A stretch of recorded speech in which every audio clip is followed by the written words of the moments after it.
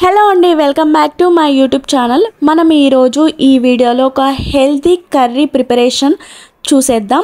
ఇది హెల్త్కి చాలా మంచిదండి. ప్రతి ఒక్కరూ ట్రై చేయవలసిన కర్రీ అదే మునగాకు పప్పు. ఇది హెల్త్కి ఎంత మంచిదో చాలామందికి తెలుసు. చాలా ఈజీగా ప్రిపేర్ చేయొచ్చు. ఈ ప్రిపరేషన్ చూసేద్దాం. ముందుగా మునగాకు తీసుకుంటున్నాను. ఒక కట్ట మునగాకు అండి. ఒక కప్పు ఒక పెద్ద సైజు కప్పు మునగాకు తీసుకోండి. మునగాకును మంచిగా వాటర్తో వాష్ చేసేసుకొని ఒక చిల్లున్న జల్లెట్లో వేసేసుకోండి. నెక్స్ట్ ఒక కప్పు పెసరపప్పుని వాటర్లో ఒక half an hour or 1 hour ముందు నానబెట్టేసుకోండి.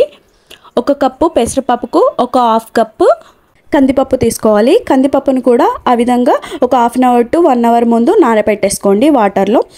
ఒక ప్రెషర్ కుక్కర్ తీసుకొని ఇందులోకి మనం ముందుగా నానబెట్టుకున్న పెసరపప్పు వేసేసుకోవాలి. కందిపప్పును కూడా వేసేసుకోండి. ఇప్పుడు ఇందులోకి ఒక 4 పచ్చిమిర్చిని కట్ చేసుకొని వేసుకోండి.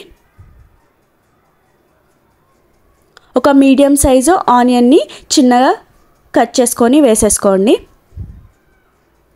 ఒక పెద్ద సైజు టమాటోని చిన్న ముక్కలుగా కట్ చేసేసుకొని వేసేసుకోండి.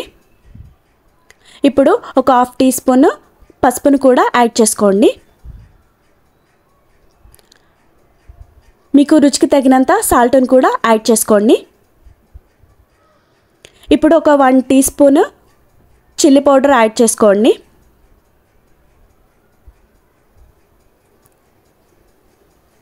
ఇప్పుడు ఇందులోకి వాటర్ వేసేసుకోవాలి. ఒక హాఫ్ లీటర్ వాటర్ వేసుకుంటున్నాను.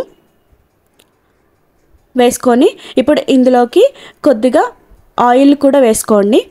ఒక 1 టీ స్పూన్ ఆయిల్ వేసుకోండి. ఆయిల్ వేసుకొని కుక్కర్ మూత పెట్టేసేయండి. స్టవ్ వెలిగించి స్టవ్ మీద కుక్కర్ పెట్టేసేయండి. పెట్టేసి విజిల్ కూడా పెట్టేయండి.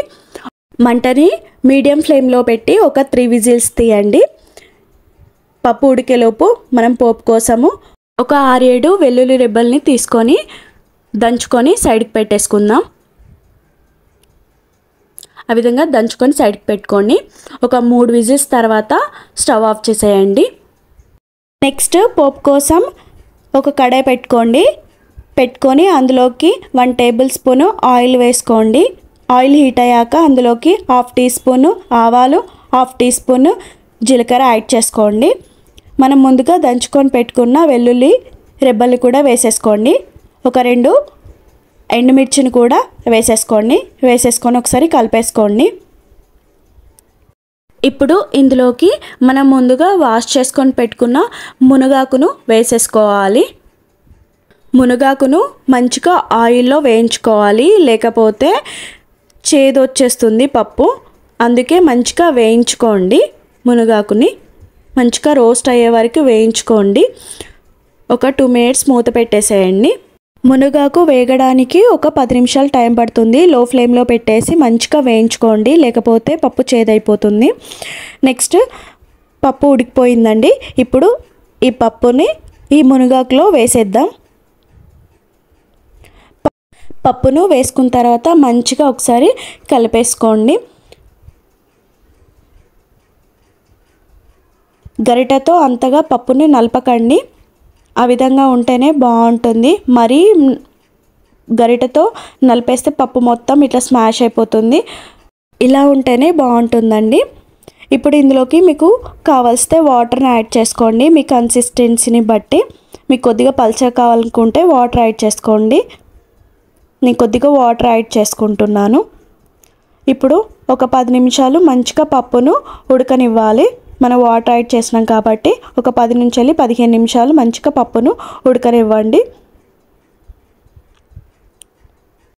ఒక 15 నిమిషాల తర్వాత ఇప్పుడు ఇందులోకి చిన్నగా తరిగిన కొత్తిమీరని వేసుకుంటున్నాను. వేసుకొని ఒకసారి కలిపేసుకొని మూత పెట్టేసి ఒక 1 మినిట్ ఆగేసి స్టవ్ ఆఫ్ చేసేసేయాలి. చాలా టేస్టీగా ఉండే మునగాకు పప్పు రెడీ అయిపోయింది. ప్రతి ఒక్కరూ ట్రై చేయండి ఈ హెల్తీ మునగాకు పప్పుని. మీరు కూడా ట్రై చేసి మీకు ఎలా కుదిరిందో అనేది నాకు కామెంట్ సెక్షన్లో షేర్ చేయండి. చూసారు కదా, నా వీడియో మీకు హెల్ప్ఫుల్ అవుతుందని అనుకుంటున్నాను.